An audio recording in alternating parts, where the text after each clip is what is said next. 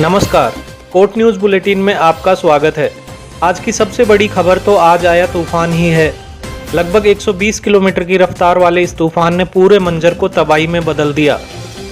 बानसूर, पावटा और जमवा रामगढ़ में 4 लोगों के मरने की खबर है और करीब 1.5 दर्जन लोग घायल हो गए हैं। हमारे इलाके में दर्जनों पशुओं की भी मौत की खबर है। घायलों को राजकीय बीडीएम अस्पताल में भर्ती कराया गया है। बताया जा रहा है कि पिछले 25 साल में यहां इस तरह का तूफान और बारिश नहीं आई थी। अंधड़ से पेड़ उखड़ गए, झोंपड़ियां उड़ गई, बिजली के खंभे गिर गए, हाईवे पर ट्रैफिक पुलिस की गुमटियां भी उड़ गई। कोट न्यूज़ पर हम आपको एक एक तस्वीर दिखाएंगे कि कैसे इस तूफान ने तबाही मचा दी। दोपहर 3 से 4 बजे के बीच घटाएं इतने घनघोर रूप में घिर आई कि दोपहर में ही अंधेरा छा गया। आंधी के बाद तेज बारिश आई और मोटे मोटे ओले भी गिरे और जब ये शांत हुआ तो चारों तरफ तबाही ही तबाही थी। जगह जगह जल भराव तो हो ही गया। कोटपूतली में जलदाय विभाग के कार्यालय से पेड़ उखड़कर सड़क पर गिर गए। इससे हाईवे से गढ़ कॉलोनी वाला रास्ता जाम हो गया। कोटपूतली पंचायत समिति सामुदायिक भवन के सामने वर्षों पुराना पीपल का पेड़ भी इस तूफान में धराशायी हो गया। इससे पूरा रास्ता अवरुद्ध हो गया। सूचना के बाद प्रशासन ने इसे हटाने के लिए क्रेन मंगवाई। नगरपालिका पार्क में जिस पोल पर 100 फीट ऊंचा तिरंगा लगा था वो पोल भी धराशायी हो गया। कोटपूतली कस्बे की ढाणी ऊपली कोठी में पेड़ उखड़कर सड़कों पर गिर गए। रास्तों में पानी भरने से भी आने जाने में भारी परेशानी खड़ी हो गई। दुकानों के आगे लगे टीन शेड उखड़ गए। ये तमाम जो तस्वीरें आप देख रहे हैं वो हमारे संवाददाताओं के अलावा आप दर्शकों ने भी भेजी हैं। हम आपका शुक्रिया अदा करते हैं। इस तूफानी बारिश ने कस्बे के इटली जोहड़ के आसपास रहने वालों की मुसीबत भी चौगुनी कर दी है। जोहड़ लबालब हो चुका है और सड़कें कई फीट पानी में डूब चुकी हैं। आपको बता दें कि आधे कोटपूतली की नालियों का पानी यहीं आकर इकट्ठा होता है। सुंदरपुरा गांव में बिजली के फीडर में भी भारी नुकसान पहुंचा है। कई खंभे टेढ़े हो गए और टीन टप्पर उड़ गए। कांग्रेस नेता देव कशाना ने बताया कि तूफानी बारिश और ओलावृष्टि से तरबूज खरबूजे की खेती में भी भारी नुकसान पहुंचा है। बखराना में तूफान से भारी नुकसान की आशंका है। महेश सिंह तंवर ने बताया कि पेड़ उखड़कर गाड़ियों के ऊपर गिर पड़े। बस स्टैंड पर एक निर्माणाधीन कॉम्प्लेक्स के शीशे भी टूटकर बिखर गए। पत्रकार मनोज शर्मा ने बताया कि रामसिंहपुरा गांव में भी कई जगह पेड़ धराशायी हो गए हैं। अंधड़ से बिजली के कई खंभे भी यहां उखड़कर गिर गए। वहीं नवरंगपुरा में दीवार गिरने से 3 भैंसों की मौत होने की भी खबर है, जबकि इसी गांव में 8 भैंसें घायल हो गई। मोलाडा गांव में इस तूफान से एक ढाबे की दीवार गिर गई। यहां गांव के रास्तों में पानी भी भर गया। बिजली के खंभे टेढ़े हो गए और कई धराशायी भी हो गए। भालेजी बसई में लोगों के टीन टप्पर उड़ गए। बिजली के खंभे उखड़ने से तार भी टूट गए। टीन टप्पर उड़ने से कई परिवारों के सामने रहने की समस्या खड़ी हो गई है। चतुर्भुज इलाके में भी अंधड़ ने भारी तबाही मचाई है। यहाँ भी दर्जनों पेड़ उखड़ गए, टीन शेड उड़ गए और बिजली के खंभे टूट गए। बानसूर में तूफान ने 2 लोगों की जान ले ली। कस्बे में कई मकान भी क्षतिग्रस्त हो गए हैं।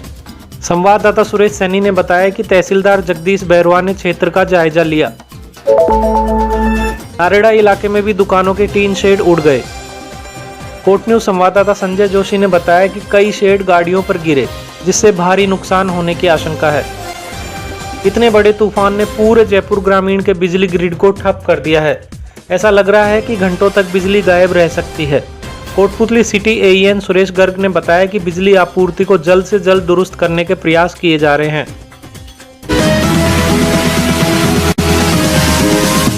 बढ़ते हैं आगे। पणियाला और कालूहेड़ा गांव को प्रशासन ने सील कर दिया है। यहां बाहर से आने वाले लोगों की कड़ी जांच पड़ताल की जा रही है।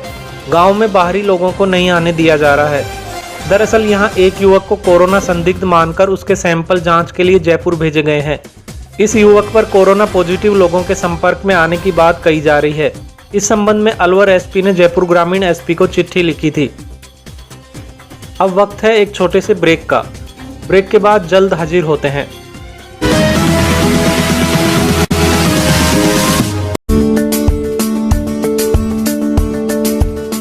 Acres campus, more than 1200 students, 150 plus teachers and staff, state-of-the-art classrooms, Classroom coaching for NEET, JEE.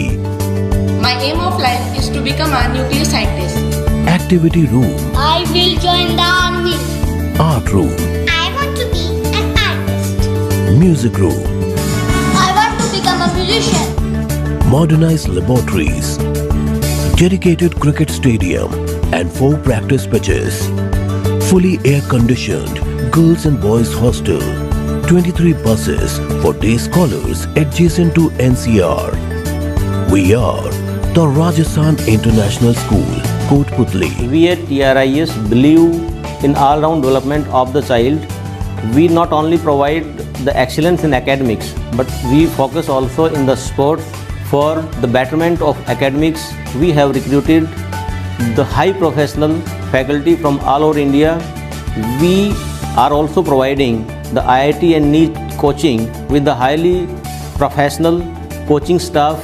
Our main focus is every child should be given proper weightage and they may get their cherished goal in their life. The Rajasthan International School, Kotputli. Online admissions are open. Please visit www.therajasthanschool.edu.in.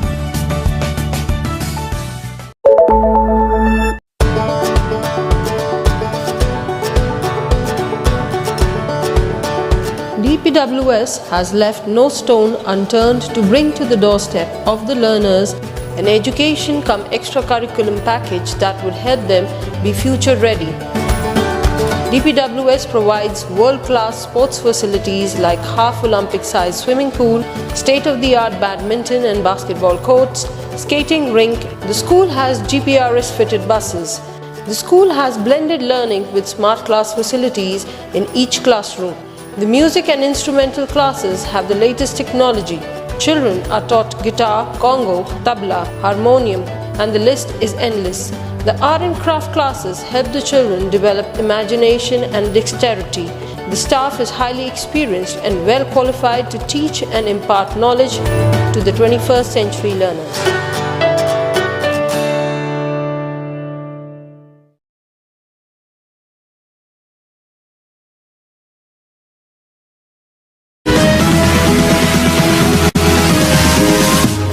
Break के बाद court news bulletin में एक बार फिर आपका स्वागत है।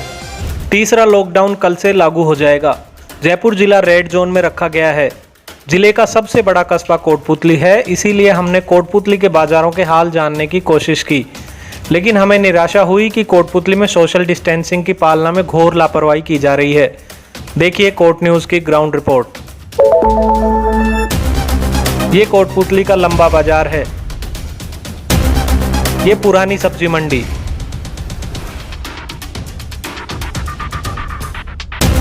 ये पुरानी नगरपालिका के सामने की दुकानें हैं। ये नेहरू बाजार है और ये दिल्ली दरवाजा। हर जगह आप बेतहाशा भीड़ देख सकते हैं। आवश्यक वस्तुओं की दुकानों को लॉकडाउन से छूट प्राप्त है, लेकिन यहाँ तो कपड़े से लेकर जूते चप्पलों तक की दुकानें खुली हुई हैं। क्या ये अनावश्यक नहीं है? और अगर इन्हें खोलने की छूट है तो फिर कोर्ट न्यूज़ का कैमरा देखते ही दुकानदारों ने शटर धड़ाधड़ गिराने क्यों शुरू कर दिए? जिन आवश्यक वस्तुओं की दुकानों को छूट है तो भी वहाँ भीड़ इकट्ठा रखी जाती है। कैमरा देखकर ही दुकानदार लोगों से दूर दूर खड़ा होने की बात कहते हैं, वरना नहीं।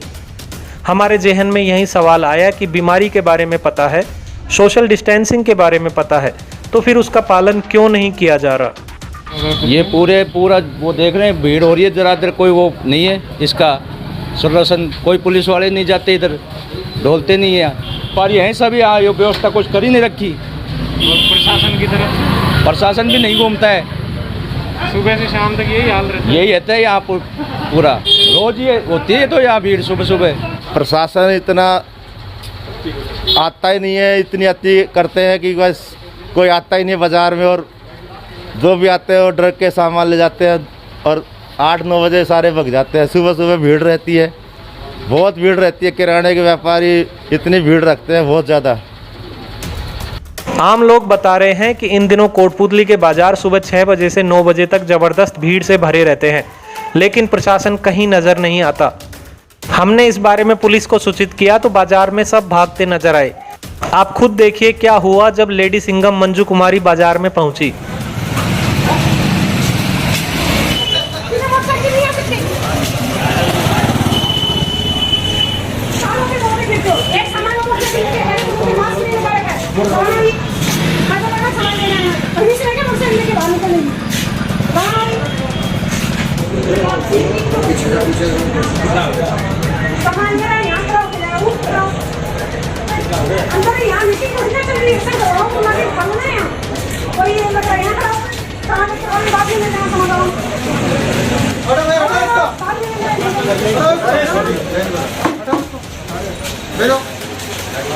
भैया ये डिस्टेंस में रहो।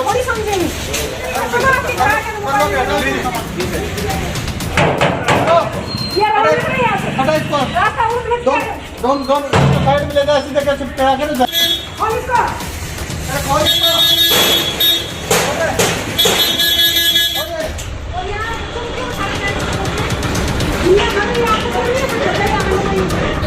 जिन दुकानों पे जो व्यक्ति नज़दीक खड़े थे उनको दूर हटाया गया और जो अनावश्यक आए थे उनको वहाँ से रवाना किया गया और लॉकडाउन की पालना करवाई जाए। सुबह 6 से 8 अतिरिक्त जाब्ता लगाया जाएगा और जो गाड़ी है वो ज़्यादा से ज़्यादा राउंड लेगी और व्यवस्था बनाई जाएगी। लोगों को समझना चाहिए कि लॉकडाउन हम सब की भलाई के लिए ही लागू किया गया है। भारत में कोरोना के नियंत्रण में रहने की बड़ी वजह लॉकडाउन भी है। अब अगर हम इसका उल्लंघन करेंगे तो ये पिछले 40 दिन की तपस्या को एक पल में भंग कर देगा। पुलिस प्रशासन को इस संबंध में ज़्यादा चौकन्ना रहने की ज़रूरत है।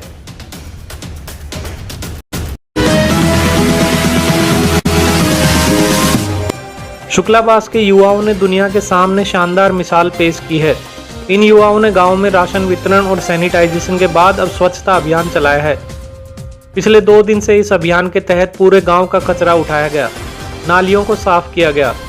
अभियान के संयोजक विक्रम जांगीर ने बताया कि राधेश्याम शुक्लाबास, मक्खन जांगीर और बाकी वरिष्ठ लोगों ने युवाओं पर पुष्प वर्षा कर धन्यवाद दिया।